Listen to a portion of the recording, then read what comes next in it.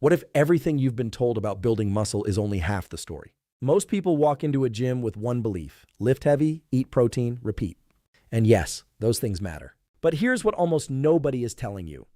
Your nervous system is the real engine behind every pound of muscle you've ever built. Not the barbell, not the protein shake, the brain, the motor neurons firing through your spinal cord, the hormonal cascades triggered while you sleep, the neurochemical state you walk into the gym with. These are the actual levers of muscle growth, and if you don't understand them, you're leaving enormous results on the table. Today, we're going deep into the neuroscience and physiology of muscle, how it grows, why it stalls, and what you can do starting today to build more of it, more efficiently, and recover from training in a way that actually compounds over time. Here's what's really going on inside your body. Muscle growth is not primarily a structural problem. It's a signaling problem.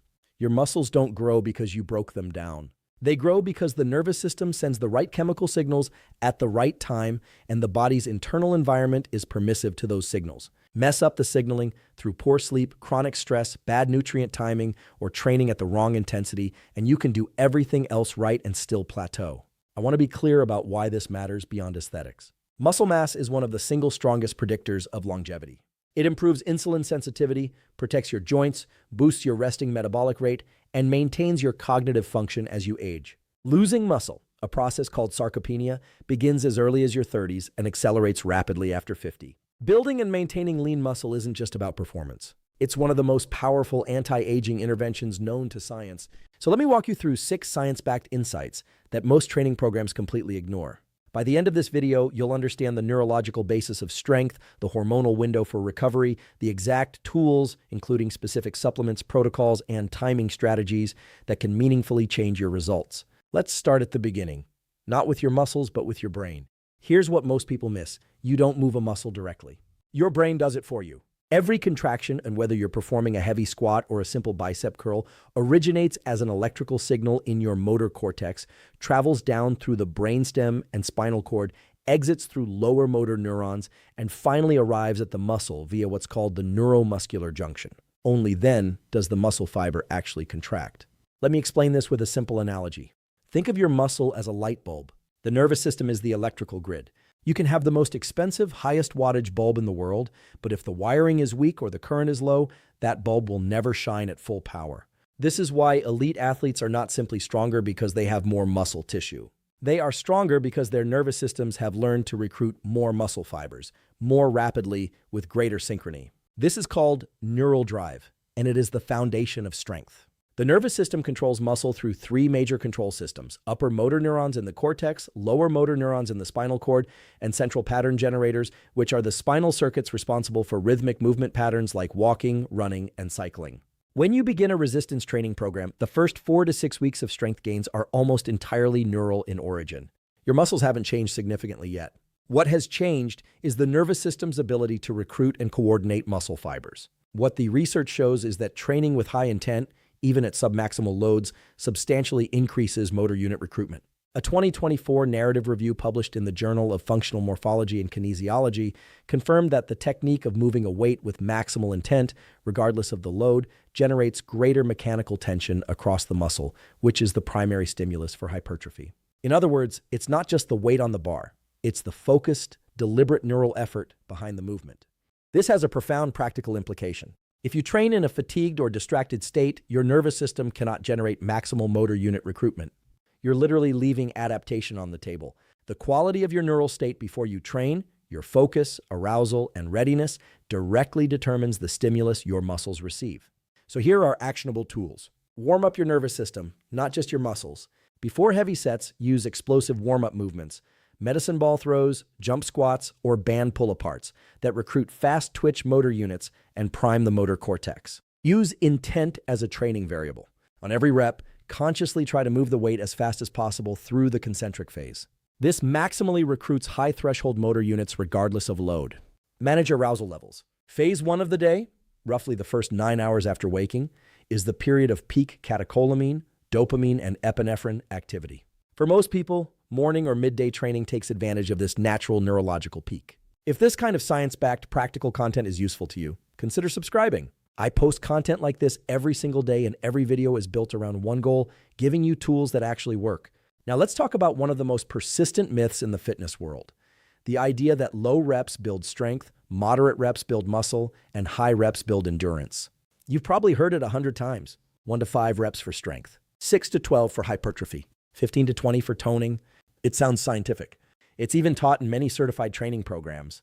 But here's the truth: the research does not fully support this as a hard rule, and understanding why can completely change how you train.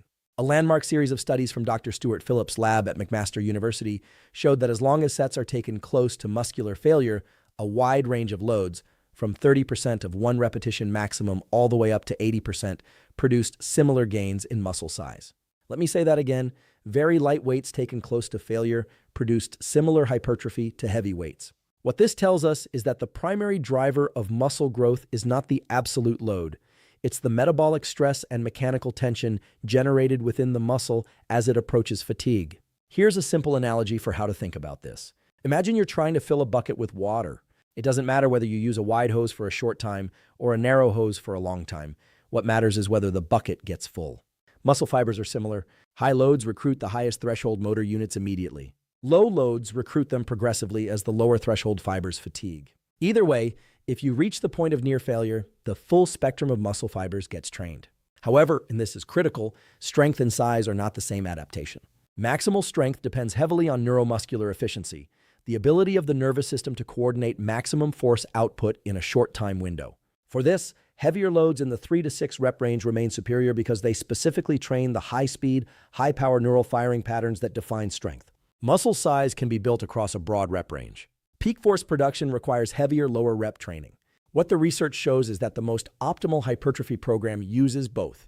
Current evidence, including a comprehensive 2024 analysis of training volume and muscle growth, suggests performing 12 to 20 sets per muscle group per week, distributed across a variety of rep ranges, with a bias toward moderate loads, 6 to 15 reps, for the bulk of volume, supplemented by heavier compound work, 3 to 6 reps, for neuromuscular strength. Here are specific protocols.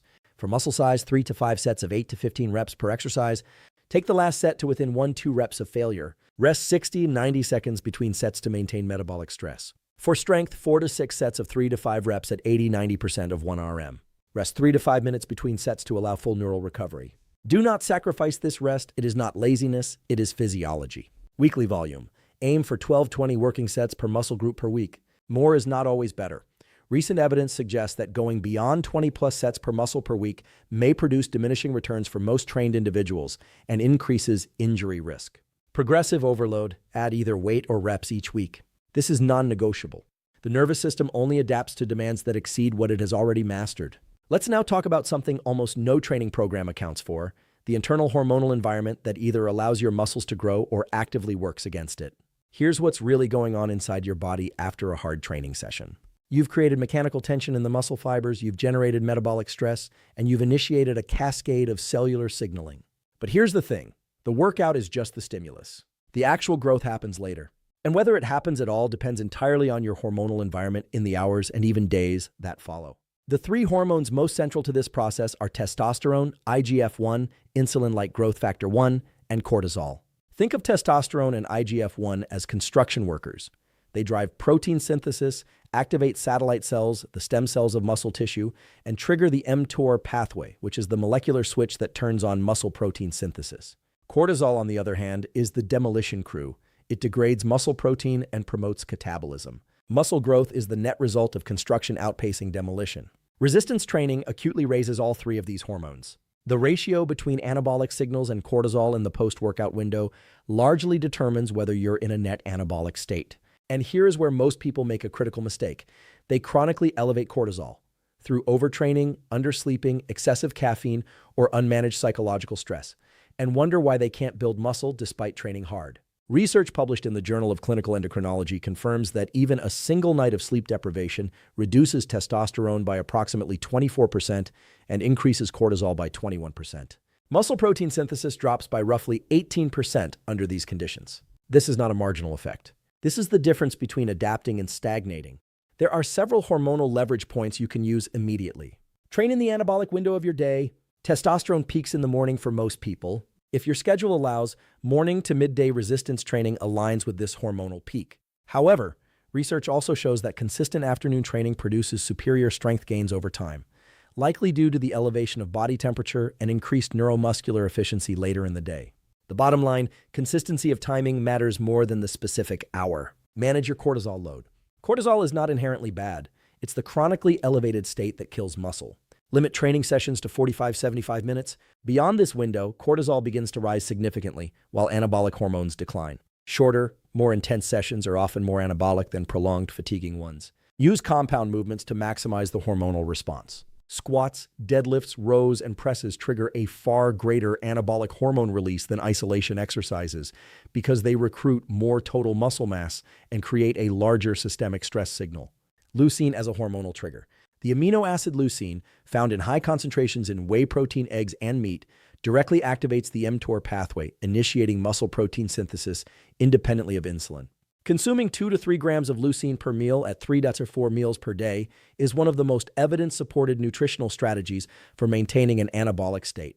If there is one intervention that would transform the muscle-building results of most people reading this, it is not a new supplement, not a new training method, and not a new diet. It is sleep. I know that sounds unsexy, but hear me out, because the science here is genuinely remarkable, and it fundamentally reframes what recovery actually means. During deep, slow-wave sleep, what scientists call N3 stage sleep, your body executes one of the most powerful biological programs in human physiology. Growth hormone surges in large pulses, sometimes reaching levels 5 to 10 times higher than daytime concentrations. IGF-1 is released from the liver in response to that growth hormone, traveling through the bloodstream to skeletal muscle tissue, where it binds to receptors and directly activates protein synthesis. Testosterone, which is largely produced during sleep in men, also peaks during this stage. And perhaps most importantly, cortisol, the catabolic hormone, is suppressed to its lowest levels of the 24-hour cycle. Let me use an analogy here. Think of your muscles as a construction site. The workout is the blueprint. It marks which structures need to be rebuilt and made stronger.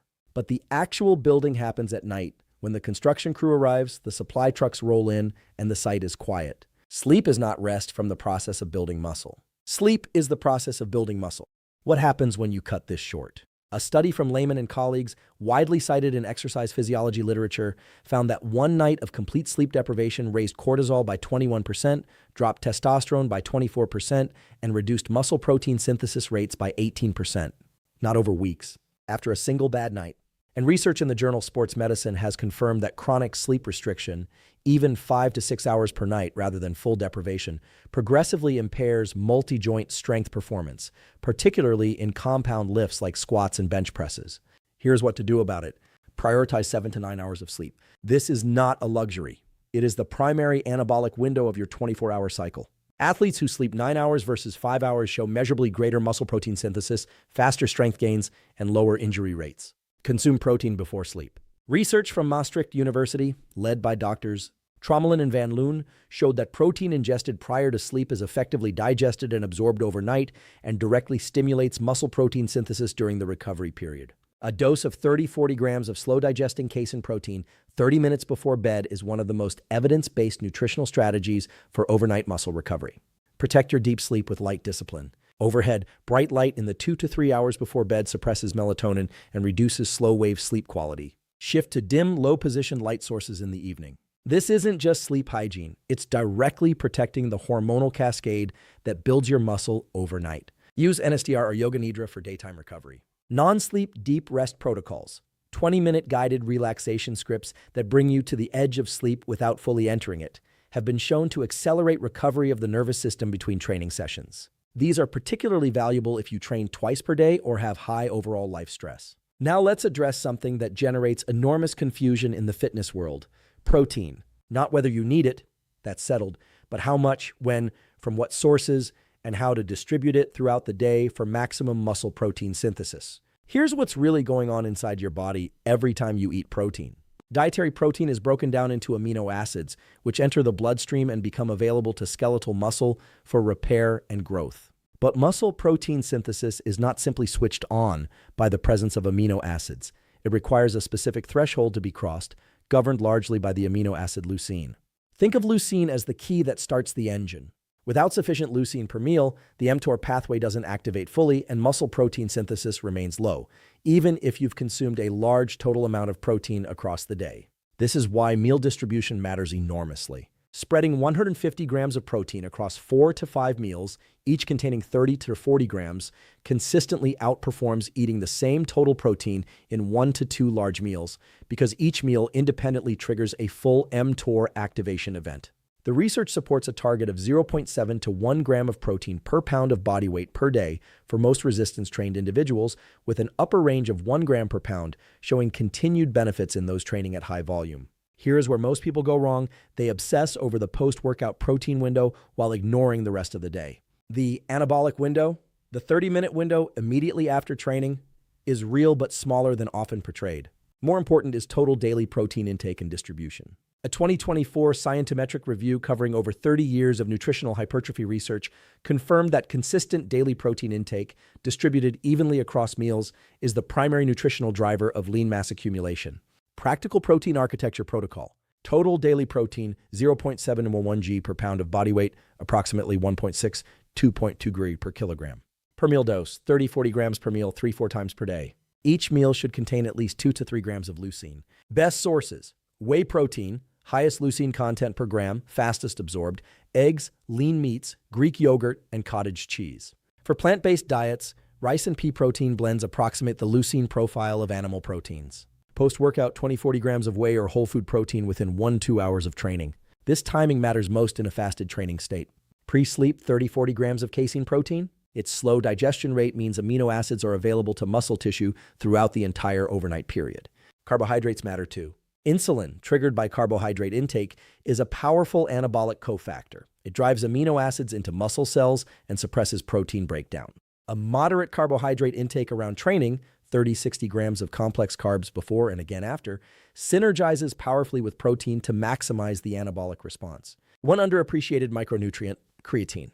At a dose of 3 to 5 grams per day, creatine is the most well-researched performance and hypertrophy supplement in existence. It increases phosphocreatine stores in muscle, allowing for greater ATP regeneration during high-intensity efforts, meaning more reps, more sets, more total volume, and ultimately more growth stimulus. Beyond muscle, creatine also has meaningful cognitive enhancing effects through its role in brain energy metabolism. Let's close the science loop with what I call recovery accelerators. Tools and protocols that go beyond basic sleep and nutrition to specifically target the nervous system's recovery from training stress. First, let's talk about cold exposure, one of the most misunderstood recovery tools in sports science. Cold water immersion reduces inflammation and decreases muscle soreness by constricting blood vessels and decreasing nerve conduction velocity in the affected tissue. For general recovery and soreness reduction after cardio or skill-based training, cold immersion is genuinely effective. A systematic meta-analysis in sports medicine confirmed that cold water immersion after high-intensity exercise meaningfully reduces perceived soreness and restores performance more rapidly than passive rest. However, and this is a critical nuance, if your goal is muscle growth specifically, do not use cold immersion immediately after strength training. The inflammation produced by resistance training is not a problem to be solved. It is part of the signaling cascade that drives hypertrophy. Blunting that inflammatory response by jumping into an ice bath immediately post-lifting has been shown in multiple studies to reduce muscle protein synthesis and attenuate long-term hypertrophic gains. Per Huberman Lab protocols, wait at least 4 hours after a strength session before cold immersion or use it on separate training days entirely. The correct recovery timing matrix looks like this. Cold exposure for soreness performance recovery. 11-15 minutes total in water, 10-15 degree, 50-60 degree, broken into 2 to 3 intervals. Best used after cardio, skill, or technique sessions. For muscle growth sessions, delay cold by 4+ hours or use the following alternatives. Second recovery accelerator, the physiological sigh. This is a double inhale through the nose followed by a long, slow exhale, the fastest method known to downregulate the autonomic nervous system in real time. Using 2-5 physiological sighs between heavy training sets or after a training session accelerates the transition from a high sympathetic fight or flight state back to a parasympathetic rest and digest state. Faster autonomic recovery between sets means higher quality subsequent sets. This is not a wellness platitude. It is neurophysiology. Third, non-sleep deep rest, NSDR, and sleep extension. A 20-minute NSDR protocol after training has been shown to accelerate motor memory consolidation, reduce cortisol, and restore neurotransmitter reserves, particularly dopamine and epinephrine. Think of NSDR as a reset button for your nervous system. It's free, it requires no equipment, and it can meaningfully improve session-to-session recovery, especially during high-volume training blocks. Fourth, contrast therapy, alternating heat and cold. Heat increases blood flow, upregulates heat shock proteins, and stimulates growth hormone. Cold reduces inflammation and neural fatigue. Alternating between sauna, 15-20 minutes at 80-100 Z, and cold immersion, 2 to 3 minutes at 10 to 15 Z, repeated 2 to 3 times, is one of the most potent recovery protocols available, provided it is not done within 4 hours of a hypertrophy session. Fifth, adequate electrolyte intake. The action potential, the electrical signal your motor neurons fire to contract muscle, depends on sodium, potassium, and magnesium. Dehydration of even 2% of body weight measurably impairs muscular strength and endurance. Use the Galpin equation as a hydration baseline during training. Body weight in pounds, 30 calcrocentigrade ounces of fluid per 15 minutes of activity. Let's bring everything together, because the picture we've painted today is not just about building bigger muscles. It's about understanding the biological system that makes human performance possible and using that understanding to work with your physiology rather than against it. Here's what we covered. Your nervous system is the engine of muscle growth. Strength begins as a neural adaptation before it ever becomes a structural one. Train with intent, prime your motor neurons, and time your training to your neurological peaks. Rep ranges are tools, not dogma. Muscle grows across a wide range of loads, as long as effort is high and volume is sufficient. Build your program around 12-20 sets per muscle per week, mixing moderate load hypertrophy work with heavier strength-focused sets. Hormones are the internal environment that governs whether your stimulus becomes adaptation. Testosterone, IGF-1, and cortisol are not abstract lab values. They are the daily conditions under which you either grow or stagnate. Protect your anabolic hormones by sleeping enough, training smart, and managing systemic stress. Sleep is not rest from growth, it is growth itself. The surges of growth hormone, IGF-1, and testosterone that occur during deep, slow-wave sleep are the most powerful anabolic event of your 24-hour cycle. No supplement replicates it. Guard it. Protein is the raw material, but architecture matters. Total daily intake, 0.7 to 1 gram per pound of body weight, distributed across 3 to 4 meals, each triggering mTOR through sufficient leucine content, is the nutritional foundation of muscle. Add casein before sleep, creatine daily, and carbohydrates strategically around training. Recovery is a skill. Cold exposure, physiological size, NSDR, contrast therapy, and electrolyte management are not optional add-ons. They are the tools that determine how much adaptation you retain from each training session. Here is your challenge. Don't try to implement everything at once. Pick one thing from today that you know you're not doing. It might be sleeping an extra 45 minutes, adding a pre-sleep protein dose, or adding physiological size between your heavy sets, and do it consistently for the next 2 weeks. Then track how your body responds. Small inputs, correctly applied, compound into remarkable results. This is the science of muscle, not the science of suffering more, training harder, or grinding through fatigue.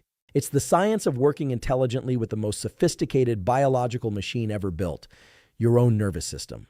If this video added genuine value to your understanding, I'd appreciate a like and a subscribe. Join a growing community of people who are serious about building real, lasting health, not through shortcuts, but through science. I'll see you in the next one.